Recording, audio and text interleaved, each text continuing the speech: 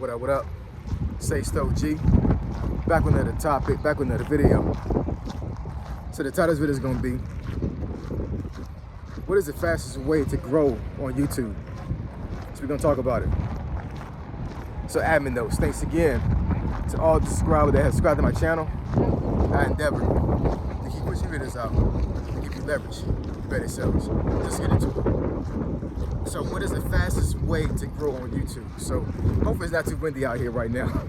I don't have one of those mics that has the noise cancellation. So if you're watching this video, then I've already watched it and I've replayed it and felt that the noise wasn't too bad. But if you're not seeing it, then it's probably going to be put in my archives. Maybe I can clean it up a little bit later. But I want to make this quick video because a couple of videos I've made within the last 2 weeks have received a lot of views, a lot of comments, and you know, when I create videos and I think about topics to talk about, I never know what I'm going to get as far as a response when I make these videos. It just comes down to, like, you know, this is a topic I want to talk about. It's a topic that I feel like needs to be talked about, and I don't have necessarily a niche, so I'm just kind of random up here to a certain degree a lot of times, man. Just like this video. This video is not in my niche to a certain degree, right? But I really felt like I needed to talk about this real quick because there's something I found out about YouTube some months ago. And actually almost about a year ago, I would say, when I started getting haters up here, which is a segue to what I'm going to talk about here. So the fastest way, in my opinion, to grow on YouTube is to elicit an emotional response from the person that's watching that video. That is the quickest way to grow on YouTube, in my opinion. Because I've seen this thing happen in real time, and I'm telling you, if you're able to, you know, hook somebody into that video enough to where they have to comment, they're compelled to comment on that video, then the algorithm is going to, like, you're going to feed the algorithm like immensely.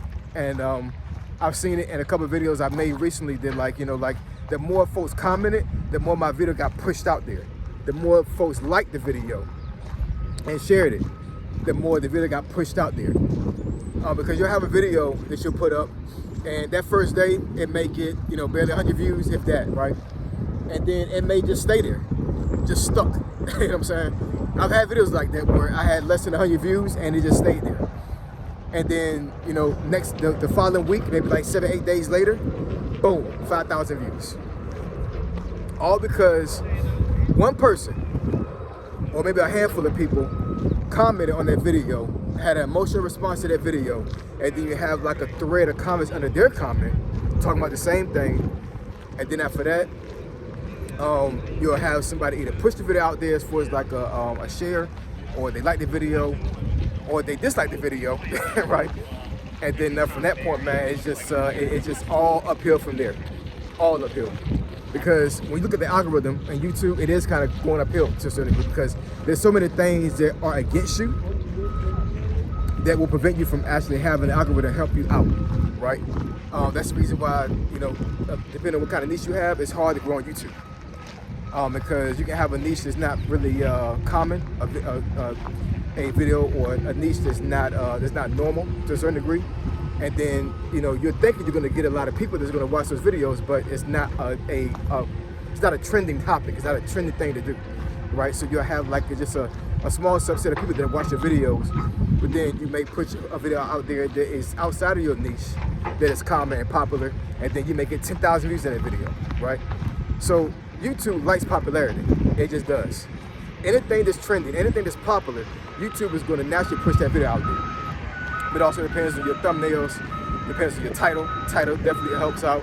And then how you articulate that topic helps out as well. But I'm telling you, once you're able to get somebody to comment on your videos and they have an emotional response, what I mean by emotional response, I mean would it be a positive or a negative? A lot of times, depending on what kind of video I make, it's going to be a negative one. Or they may disagree, but then they'll put their, I don't know, I guess their little spin on what I'm talking about. But for instance, the video I made recently where I said I'm not a racist, right? Now, of course, the thumbnail, I think I put up there on the thumbnail, I'm not a racist, right? Oh, and I'm sorry, no, I didn't. No, I think I put up there on the thumbnail, I avoid black people. Now, any YouTuber out there that's been on YouTube for a while will automatically assume that I put that title up there on purpose, that thumbnail on purpose, to get an emotional response and to trigger somebody. And to a certain degree, you'd be right. You know, one thing I will say about when I create thumbnails is there are a lot of times when I create thumbnails and I put the titles up there in the thumbnail, it won't be the same thing as the actual title of the video, but I'll put like some words on the thumbnail. And a lot of times what I want to put up there is too many words. So in order to make sure that the words in my thumbnail pop, I'll condense it or I'll think about something else to put up there. But then sometimes, depending on like what I put up there on those thumbnails, it will elicit an emotional response because it goes along with the topic and the title of the video, but I may say something up there on that thumbnail that may, you know, be like, oh, why is he saying this or why he's saying that? Then they watch the video like, oh, this is why he's saying this. So basically it brings folks in to even figure out what I meant by that thumbnail. And then of course the title as well. But I'm telling you, man, the best way to grow on YouTube, especially when you first starting off, is to try to get somebody emotional about your topic, right? Talk about something that's trending to a certain degree, if that's your niche, right? I don't want anybody that's, you know, to create a video and then they get all these views and it's not what you want to talk about and then your channel goes dead. I've seen that happen plenty of times as well, you know what I'm saying? So if you have a plan and you know exactly what you want to do on YouTube, then go about and do that, you know what I'm saying? Don't try to fit into the hype and try to make something that just to pop off on YouTube because it's not what you want to do. You know what I'm saying? So all you're gonna do is just give yourself a disappointment because you're gonna base your growth and your success off of that one video that blew up, but you didn't even want to talk about that, right? But an emotional response from your subscribers, an emotional response from folks that actually just watch your videos is going to give you so much growth and so much accelerated growth in YouTube. There's other ways of growing on YouTube, but I'm telling you, man, some of these comments that folks have put on these videos recently over the last 2 weeks of my videos have been somewhat egregious. Matter of fact, I think I may actually go into my comments later on this evening and go into the held section because, like I said before, in previous videos before, YouTube will hide comments that have cussing in them, depending on how they structure the sentence, because YouTube has a filter system that they'll filter out those things.